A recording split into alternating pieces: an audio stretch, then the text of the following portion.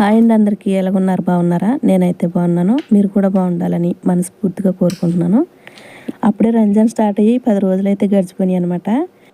ఈ వీడియో వచ్చేసి 7వ రోజున చేసిన వీడియో అనమాట. అంటే రంజాన్కి 7వ రోజున నేను కొంచెం లేట్గా అప్లోడ్ చేస్తున్నాను. నాకు అసలు టైం కుదరట్లేదు అనమాట.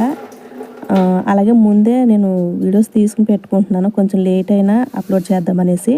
ఇది కొంచెం లేట్ అయ్యింది. ఇది 7వ రోజున చేసిన వంట అనమాట. ఈరోజు రంజాన్కి 7వ రోజు చేసిన స్పెషల్ ఏంటంటే లెహం కబ్జా చేశాను అనమాట. ఏంటి, ల్యాండ్ కబ్జా చేశాను అన్నట్టుగా అనిపించింది కదా మీకు? లేదు లేదు, పొరపాటుగా అన్నారు. దీన్ని అరబీలో లెహం కబ్జా అంటారు. లెహం కబ్జా అరబీలో అనమాట. మటన్ బిర్యానీ అంటాం కదా మనం, ఆ టైప్లో ఉంటుంది. కొంచెం డిఫరెంట్గా ఉంటుంది అనమాట లెహం కబ్జా. దీంతో పాటు ఇంకా కొన్ని వంటలు చేశాను అనమాట. అవి చూపించడానికి డైలీ చూపించేవి ఇంత ముందుకు వీడియోలు కూడా చూపించాను నేను. అవి అయితే డైలీ ఉండాలి. ఈరోజు అయితే స్పెషల్ ఏంటంటే లెహంతో చేశాను అనమాట. లెహం అదే మాంసంతో మటన్తో చేసింది చూపిస్తాను ఈరోజు అయితే. ఫస్ట్ అయితే ఇవన్నీ కట్ చేసుకుని పక్కన పెట్టుకుంటాను నేను. ఇది తెసరీబా మరక్ అనమాట. ఆల్రెడీ పొయ్యి మీద అన్నీ ఉడుకుతున్నాయి అనమాట. ఒక్కొక్కటి ఉడికించుకుంటా ఈ పక్కన అయితే నేను ఇవన్నీ కట్ చేసుకుంటున్నాను. ఎందుకంటే ఒకటి అయిన తర్వాత ఇంకోటి చేద్దామంటే అసలు కుదరదు. అలా హడావిడిగా పొద్దుట మొదలెట్టి సాయంత్రం వరకు వాళ్ళు తినేంత వరకు కూడా హడావిడిగానే ఉంటుంది పని. కంటిన్యూగా చేస్తూ ఉండాలన్నమాట. అందుకని ఒకసారి ఇక్కడికి వస్తాను, ఒకసారి పొయ్యి కాడికి వస్తాను. ఈ కూరగాయలు కట్ చేసుకుంటా నాకు కావాల్సినవన్నీ పొయ్యి మీద వేసుకుంటూ ఉంటాను అనమాట. ఇవి వచ్చేసి కిస్మిస్ తెలుసు కదా మీకు. ఈ కిస్మిస్ అయితే అషు కోసం చేస్తున్నాను అనమాట. ఫస్ట్ అయితే నానబెట్టుకోవాలి ఇవి, అందుకని ముందే నానబెట్టేసి పక్కన పెట్టుకుంటున్నాను అషు కోసం. ఇది వచ్చేసి చెప్పాను కదా లెహం కబ్జా. ఫస్ట్ అయితే ఆయిల్ వేసుకోవాలి.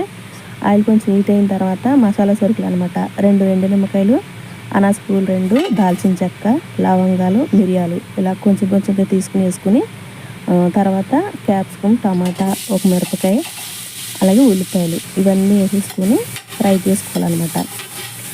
ఇవన్నీ ఒకదాని తర్వాత వేసేసుకున్న తర్వాత ఫ్రై చేసుకోవాలి. కొంచెం ఫ్రై అయిన తర్వాత ఉల్లిపాయలు వేగుతాయి కదా, అలా వేగిన తర్వాత అల్లం వెల్లుల్లి పేస్ట్ వేసుకోవాలన్నమాట.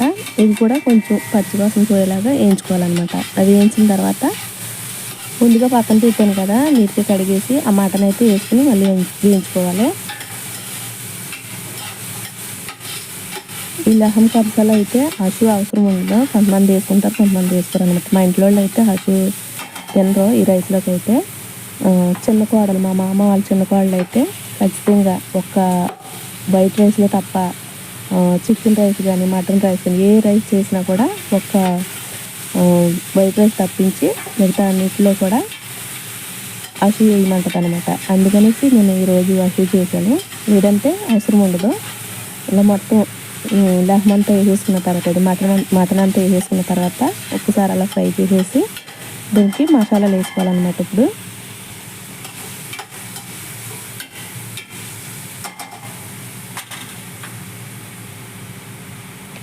ఈ మసాలా వచ్చేసి ఒక్కో స్పూన్ చొప్పున వేసుకోవాలన్నమాట. ఒక స్పూన్ అయితే ధనియాల పొడి, జీలకర్ర పొడి, అలాగే పసుపు, అలాగే మటన్ మసాలా వేసాను నేను ఇక్కడ. మటన్ మసాలా లేకపోతే ఒకవేళ చికెన్ మసాలా కానీ గరం మసాలా వేసుకుంటారు కదా, అదనే వేసుకోవచ్చు, ఏం కాదు. మటన్ మసాలా ఉంటే మటన్ మసాలా వేసుకోవచ్చు. నేనైతే మటన్కి ప్రత్యేకంగా ఉంటుంది కదా ఆ మసాలా అయితే వేసాను. ఇవన్నీ వేసి ఒకసారి కలిపేసిన తర్వాత ఇది వచ్చేసి టమాటా పేస్ట్ అనమాట. ఇది టమాటా పేస్ట్ అయితే ఒక ప్యాకెట్ వేసేసాను. నేను తీసుకున్న రైస్కి ఒక ప్యాకెట్ అయితే సరిపోద్ది అనమాట. ఒక రైస్ ఎక్కువ తీసుకుంటే మాత్రం ఇంకా ఎక్కువ పడుద్ది. రైస్ని బట్టి చూసుకుని వేసుకోవాలి, అంటే కలర్ రావాలి, ఎర్రగా కనిపించాలన్నమాట. అందుకోసం టమాటా మ్యాజూన్ వేసుకోవాలి. అంటే మ్యాజూన్ అంటారు దీన్ని అరబీలో, టొమాటో మ్యాజూన్ అంటారు. టమాటా పేస్ట్ అనమాట ఇది. ఇది ఒకసారి కలిపేసుకుని కొంచెం లైట్గా వేగనిచ్చి టమాటా పేస్ట్ కొంచెం పచ్చివాసన రాకుండా లైట్గా వేయించిన తర్వాత వాటర్ అయితే పోసుకోవాలన్నమాట. రైస్ని బట్టి మనం రైస్ ఎంత తీసుకుంటామో దాన్ని బట్టి వాటర్ అయితే తీసుకోవాలన్నమాట.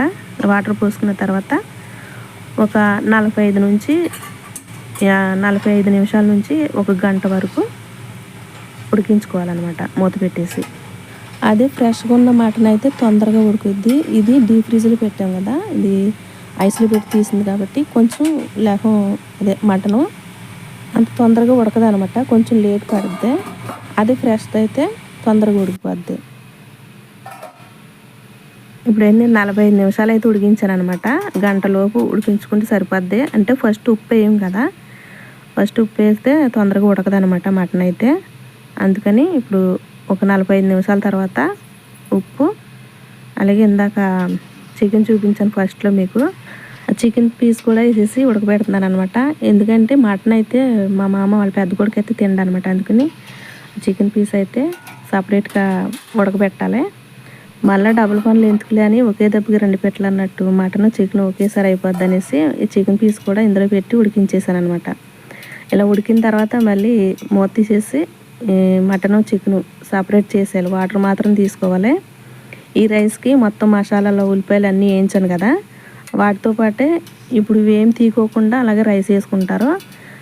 నేను ఇవన్నీ సపరేట్ చేస్తున్నానంటే పిల్లల కోసం అనమాట. పిల్లలు అయితే ఇవన్నీ ఉంటే ఉల్లిపాయలు కానీ ఇవన్నీ వేయించినవి ఉంటే మాత్రం తినరు అనమాట వాళ్ళు. అందుకనేసి నేను లెహం చికెన్ అది మొత్తం అదే మటన్ అదంతా తీసేసి సపరేట్గా ఇవన్నీ లోపల మనం వేయించాం కదా ఇవన్నీ తీసేసి వాటర్ మాత్రం తీసుకుంటాను అనమాట. లేదంటే ఇవన్నీ ఇలాగే ఉంచేసి మనం బిర్యానీ ఎలాగా చేసుకుంటారో రైస్ ఇలాగా వాటితో పాటు ఉడికించేసి చేసుకుంటారనమాట. మా ఇంట్లో పిల్లలు తినరు కాబట్టి ఇవన్నీ తీసేయాలి. ఇది తీసేసిన తర్వాత అప్పుడు రైస్ వేసి మటన్ రైస్ కలిపేసి వేసుకుంటాను అనమాట. ఇలా మటన్ మొత్తం వేసేసాను. చికెన్ ముక్క కూడా వేసేసాను నేను మర్చిపోయి, తర్వాత తీసి మళ్ళీ ఫ్రై చేశాను అనమాట. ముందు మర్చిపోయి వాటితో పాటు మటన్తో పాటు వేసేసాను అనమాట చికెన్ ముక్క కూడా. ఇలా మొత్తం కలిపేసుకున్న తర్వాత మూత పెట్టేసి ఉడికించేసుకోవాలి. ఇక ఇది వచ్చేసి హషు అనమాట. ఇందాక కిస్మిస్ నానబెట్టాను కదా ఫస్ట్, ఉల్లిపాయలు కిస్మిస్ కలిపి హషు చేసాను అనమాట. ఇప్పుడు నేను ఇది మొత్తం వేయనమాట. మా మామ వాళ్ళ కాళ్ళు అడిగిందని చెప్పాను కదా, కొంచెం మట్టుకు తనకు తీసాను హషు పైన వేయడానికి. ఉన్నదైతే ఫ్రిడ్జ్లో పెట్టుకుంటాను. రేపు ఎల్లుండ 2 రోజులకు సరిపోద్ది అనమాట. అది ఇలా ఒకేసారి చేసుకున్న నిల్వ ఉంటుంది ఫ్రిడ్జ్లో పెట్టుకుంటే.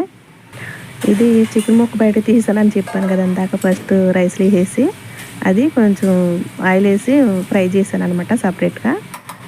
ఇలా రైస్ కూడా రెడీ అయిపోయింది. ఫ్రై చేసుకునే చికెన్ అందులో వేసుకుని పైన హషు తీసాను కదా ఇందాక కొంచెం, ఆ హషు కూడా పైన వేసుకోవాలన్నమాట. ఆ రైస్ పైన వేసేసుకుని ఒక్క 5 నిమిషాలు అలా మూత పెట్టి మగ్గిన తర్వాత అప్పుడు దించేసుకుంటే రైస్ అయితే రెడీ అయిపోయినట్టే. చూడండి లెహం కబ్జా రెడీ అయిపోయింది. ఇదైతే నేను బాక్స్లో పెట్టేసి వాళ్ళకి ఇస్తే వాళ్ళు పైకి ఎట్టుకెళ్ళిస్తారనమాట. ఇదైతే వడ్డిస్తున్నాను, ఇక్కడ బాక్స్లో అయితే పెడుతున్నాను అనమాట. ఫస్ట్ అయితే పైన నా హషు తీసేస్తాను. మొత్తం కలిస్తే మళ్ళీ పిల్లలు కూడా తినరు, హషు అడ్డం వస్తుందంటే. పెద్దోళ్ళు మాత్రం తింటారు ఈ హషు అనేది. ఈ రైస్లోకి అయితే హషు అవసరం లేదు, ఇలానే తింటారనమాట. ఇంకా మా మామ వాళ్ళ చిన్న కోడల కోసం కొంచెం వేసాను అనమాట పైన. చూడండి ఎంత బాగా వచ్చిందో. ఓకే అండి, ఇదన్నమాట ఈరోజు వీడియో అయితే. 7వ రోజున చేసిన వంటలు అయితే ఇవి. ఇంకా చేశాను కానీ అవన్నీ చూపించలేదు అనమాట. ఇక ముందు అయితే చూపించాను కదా, ఫస్ట్ 2 వీడియోల్లో చూపించాను. ఇంకా రోజు అయ్యాను అనమాట. ప్రతిరోజు అవి మాత్రం కంపల్సరీ ఉండాలి. ఇంక ఈ రైసు కూరలు ఇవి అయితే మారుతాయి అనమాట. ఇంకా అవన్నీ పక్క సైడ్స్ చేయవలసినవి, ఇంకా బెలాలిదని మెక్రోని అని ఇవన్నీ డైలీ ఉండాలి. సోర్బా ఇలాగా ఇవన్నీ కూడా డైలీ చేసేవి, అందుకని చూపించలేదు. లాస్ట్లో మాత్రం గేమాదులు సమోసాలు అయితే చూపించాను అనమాట. ఫైనల్గా అయితే వీడియో ఇది. ఓకే అండి, వీడియో ఎలా అనిపించిందో కామెంట్ చేయండి. వీడియో నచ్చితే లైక్ చేయండి. మన ఛానల్ ఎవరైనా సబ్స్క్రైబ్ చేసుకోకపోతే ప్లీజ్ ఛానల్ సబ్స్క్రైబ్ చేసుకొని సపోర్ట్ చేయండి. మరో మంచి వీడియోతో మళ్ళీ కలుద్దాం.